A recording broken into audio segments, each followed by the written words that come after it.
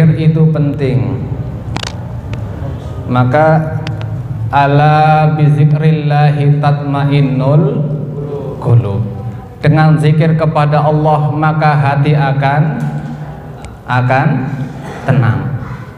Kalau hati kita sudah tidak mau zikir kepada Allah, hati mulai gelisah, gundah gulana, mulai, kalau bahasa anak-anak sekarang ini, galau.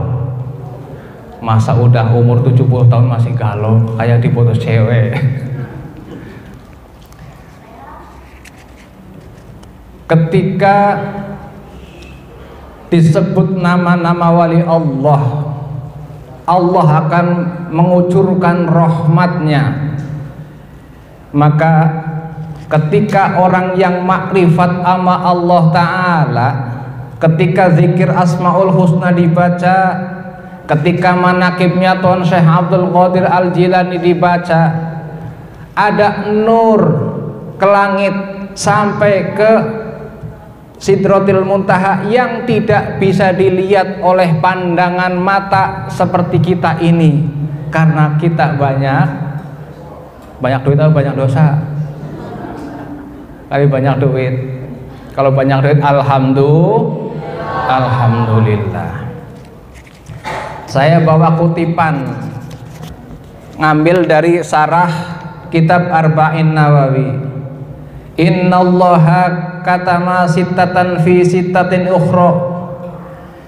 Innallaha katama sittatan fi sittatin ukhra. Allah menyimpan, Allah mengumpet 6 sesuatu dalam 6 sesuatu. Satu diantaranya kata maridohu fi ta'atin liyatawajjaha an-nasu fi jami'i ta'at. Yang pertama, Allah menyimpan ridhonya dalam taatnya. Kadang-kadang ama bapak-bapak dianggap sepele, ama kita dianggap sepele, belum tentu ama Allah dianggap sepele, dianggap hina. Kadang-kadang amal kita dianggap gede, amal kita dianggap, oh ini paling amal yang paling diterima sama Allah, belum tentu itu diterima sama Allah.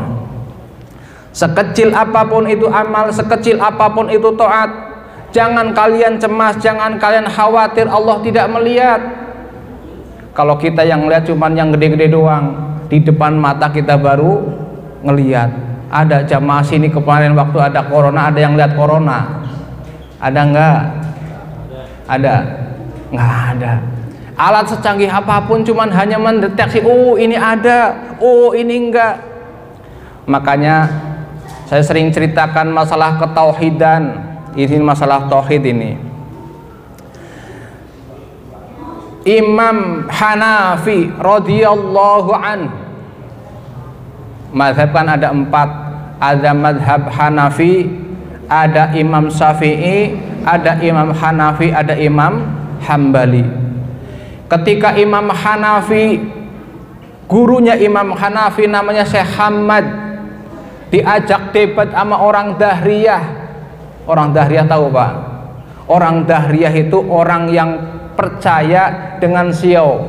Oh sekarang sio kambing, oh sekarang sio kerbau, nyatanya orang suruh kerja mulu. Ini sio namanya, bapak-bapak yang udah biasa jamaah di Masjid Miftahul, di Masjid Sofatul Marwah ini jangan percaya yang begituan. Jangan percaya, oh ini sekarang tahun sio ini, jangan percaya. Orang udah biasa di Sofatul Marwah, masa percaya begituan? Ketika gurunya Imam Abu Hanifah namanya Syekh Hamad diajak debat sama orang Dahriyah masalah keesaan Allah Ta'ala, begitu pertama diajak debat, Imam Syekh Hamad ini istikharah. Ini jamaah kalau ada sesuatu biasa istikharah enggak? Halo? Ketika menjodohkan anaknya istikharah enggak? Istikharah apa istikharah? Anaknya udah cocok Pak, tapi padahal kalau istikharah saya ngeliat kurang bagus, tapi anak udah cocok, bagaimana lagi? Bodoh amat gitu. Jadi ketika Syekh Hamad istikharah dalam mimpi, Dalam mimpi di situ ada sebuah rumah besar. Di dalam rumah ada pohon. Kalau orang dulu itu pohon beringin, tapi bukan kolkar loh Pak, bukan kolkar, pohon beringin. Ini menggambarkan pohon yang sangat rindang. Ada pohon kelapa rindang nggak? Nggak ada. Adanya pohon beringin, alangkah rindangnya, ya nggak ada. Pohon kelapa alangkah rindangnya nggak ada. Maka di situ ada gambar, begitu ada rumah di dalamnya rumah ada pohon beringin yang sangat rindang. Sementara ada babi hutan masuk ke rumah itu dan makanin pohon beringin ini yang sangat rindang itu sampai habis ke akar, sampai habis ke tunggak-tunggaknya, tinggal satu doang tunggak. Itu yang paling bawah. Begitu malam-malam istikharah seperti itu, pagi-pagi ngelamun karena ada takbir ru'yah. Takbir ru'yah orang sini, orang Perum sama orang-orang yang dulu itu lain. Nabi Yusuf termasuk orang yang ahli dalam takbir ru'yah untuk mentafsiri mimpi. Kalau bapak-bapak umpamanya, kalau zaman Pakong, zaman SDSP SDSP bukan PSD SDSP. Begitu kalau umpama orang dulu kan ketika ditimpain pakai sendal, timpain karena lagi besok ada Pakong keluar, oh ini nomor sendal nomor 9,5. Nah, besok yang keluar 9, wah ini namanya bukan takbir ru'yah, ini orang lagi ngelamun ya. Begitu takbir ru'yah ini, begitu malam mimpi, pagi-paginya ngelamun. Begitu ngelamun di emper, ketemu sama Imam Abu Hanifah lagi jalan. Ini masalah ke Allah, ini esaan Allah. Begitu ngimpi seperti itu, pagi-pagi ngelamun, Imam Abu Hanifah masih kecil umur 10 tahun itu ngelihat sang guru lagi ngelamun, negur, ya Syekh, apa yang kau rasakan? Kelihatannya lagi kurang enak badan, kelihatannya lagi murung, emang ada apa gerangan Syekh?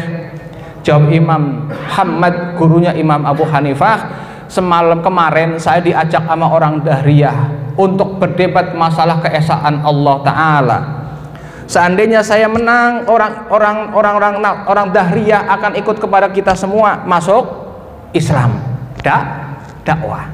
Tapi seandainya saya yang kalah, orang Dahriyah yang menang, orang Islam dimasukkan ke Nasrani semua, ke orang Dahriyah semua. Berarti memurtadkan orang Islam. Ini taruhannya akidah. Begitu tanya, apa semalam mimpi apa Syekh? Semalam saya itu ngimpi ada rumah gede, di dalam rumah itu ada pohon beringin. Setelah itu ada babi hutan masuk dan makan pohon beringin sampai habis, tinggal tunggaknya doang. Tunggak tahu orang sini, paling pol deket akar-akar itu.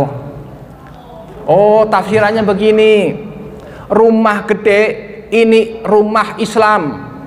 Di dalam Islam itu ada pohon beringin besar, ini ulama-ulama Islam.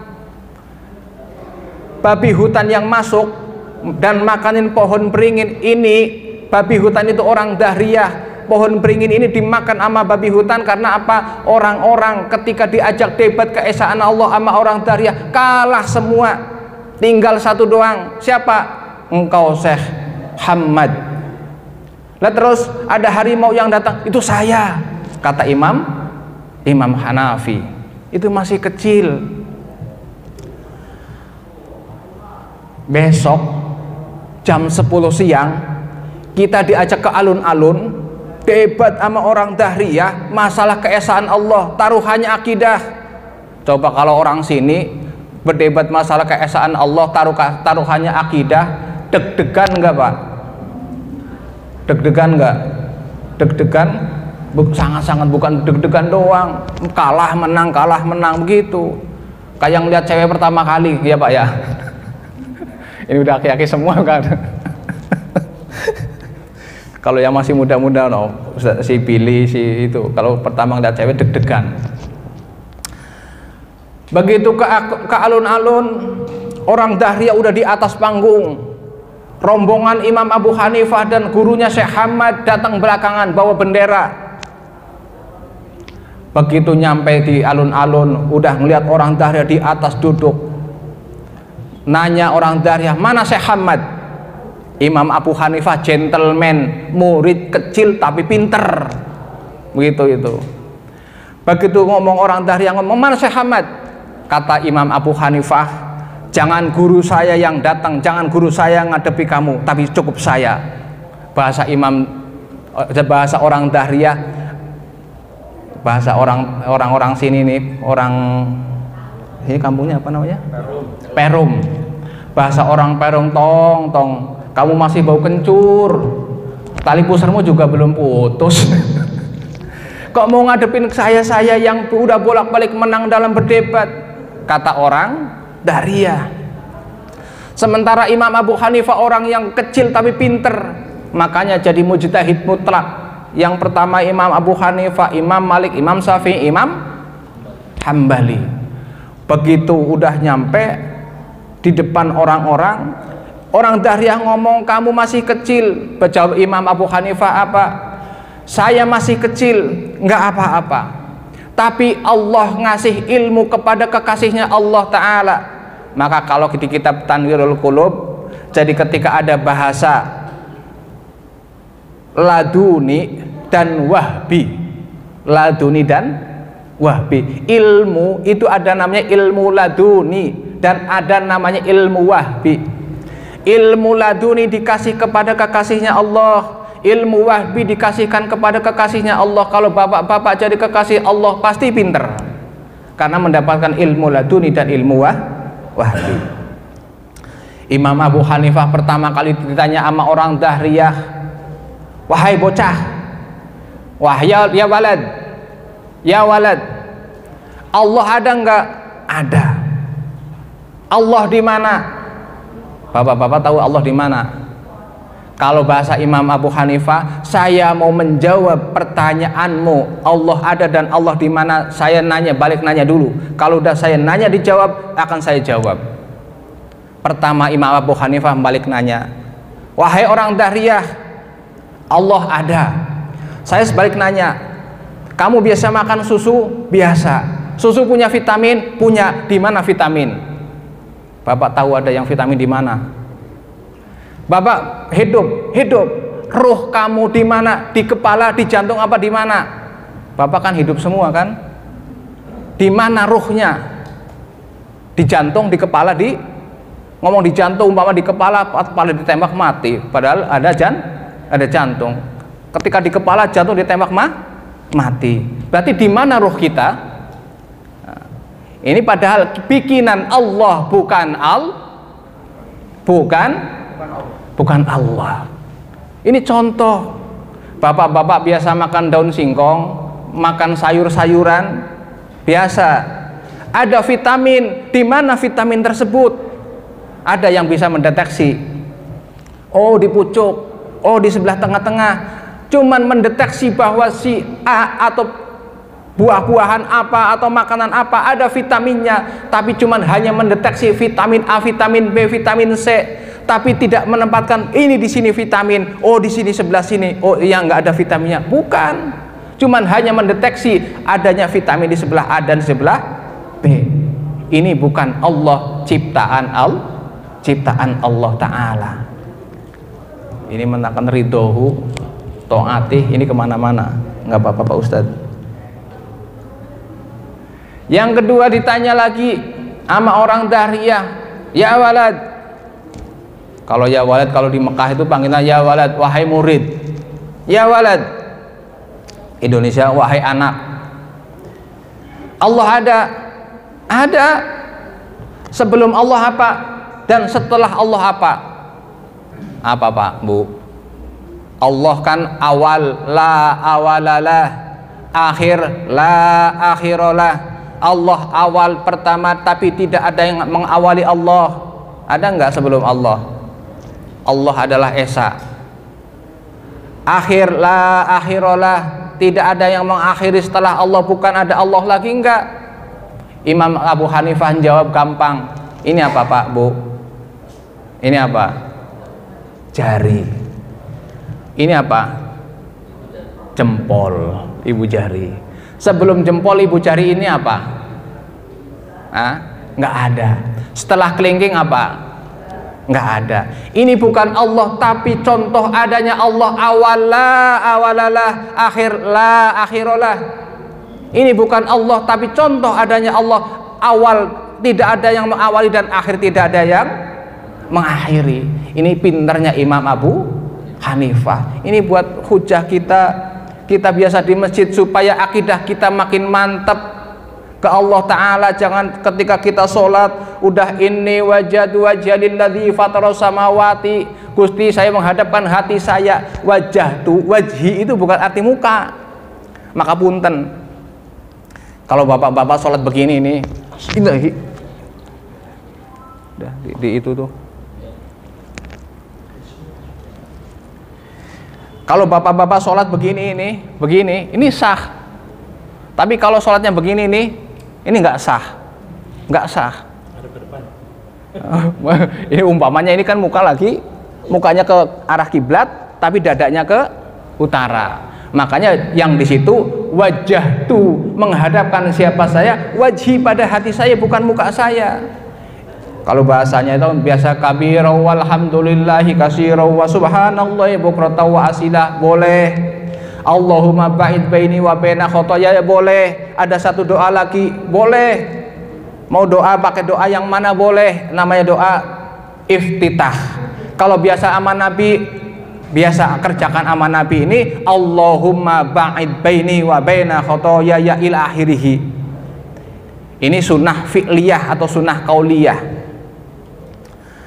Dan pernah ada waktu pada suatu hari Rasulullah Shallallahu Alaihi Wasallam lagi ngimami sholat.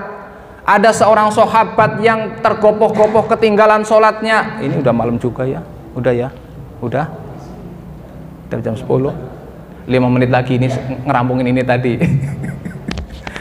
Gara-gara ketabrak sama Habib tadi lah. Ketika ada seorang sahabat datang mau ikut jamaah ke Masjid Safatul Marwah umpamanya, tapi Masjid Nabawi. Begitu datang ke Masjid Nabawi, Rasulullah lagi sholat, tergopoh-gopoh lari. Begitu ketinggalan baca Allahu Akbar kabiro walhamdulillahi kasiro wa subhanallahi bukrata wa asila ila akhirih. Setelah Rasulullah ngimami sholat, salam assalamualaikum wiridan selesai. Nabi wiridan enggak wiridan, cuma Nabi wiridannya enggak kenceng. Karena apa? Kalau zaman dulu Nabi masih ininya kalau bahasa kuota itu gede, strum gede. Kalau sekarang pelan-pelan pada ngantuk tidur. Ya enggak? Wiridan sholat subuh diem, subhanallahnya diem, tahu-tahu ngiler. Begitu sahabat yang itu datang baca kabiro alhamdulillah ila akhirih. Setelah selesai Rasulullah doa selesai, nanya kepada sahabat, siapa tadi yang baca kabiro? Sahabat diem semua di Masjid Nabawi. Sampai 3 kali siapa yang baca kabiro, diem semua. Yang 3 kali siapa tadi yang baca kabiro? Sahabat ngacung tapi sama gemeter, saya Rasul.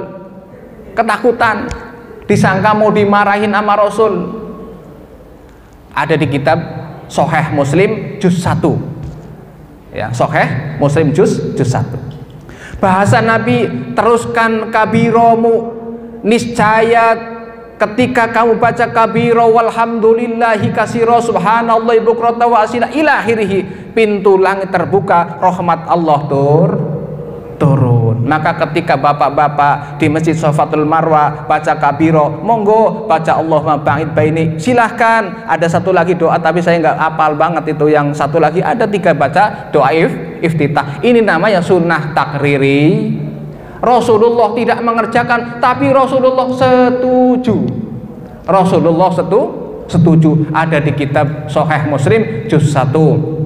Karena waktunya sudah malam, insya Allah berlanjut bulan depan ya Pak ya. Insya Allah berlanjut bulan depan. Karena waktunya udah malam, udah jam 10. Nanti kalau takut bosan, innallaha la yamalu hatta tamalu. Allah tidak bosan, tapi bapak-bapak dan ibu-ibu yang bosan. Al-Fatihah. A'udzubillahi minasyaitonirrajim. Bismillahirrahmanirrahim. Iyyaka na'budu wa iyyaka nasta'in ihdinas siratal mustaqim. Shiratal ladzina an'amta 'alaihim ghairil maghdubi 'alaihim waladdallin. Doa sebentar. Bismillahirrahmanirrahim. Allahumma sholli wa sallim barik ala sayyidina Muhammadin al-Fatihil lima ughliqa wal khatimi lima sabaq nasil haqqi bil haqqi wal hadi ila siratal mustaqim wa ala alihi wa sahbihi haqqa qadrihi wa miqdarihi. Allahumma aftahna futuhal arifin wa khifdul mursalin. Allahumma zidna ilman wa fahman ya kasifal muskilat iksif al hujuba an wujuhi hadhil mani hatta attali ala khafaya hadhil masail waghfirna minal khata' wad dolal fa anta muwaffiqu kulli amrin wa anta 'allamul ghuyub. Innal ladzina istaruna bi ahdillahi wa imanihim samanan qalilan ulaika la khalaqa lahum fil akhirah rabbana atina fid dunya hasanah wa fil akhirati hasanah wa qina adzabannar walhamdulillahi rabbil alamin. Kurang lebihnya mohon maaf. Wassalamualaikum warahmatullahi wabarakatuh.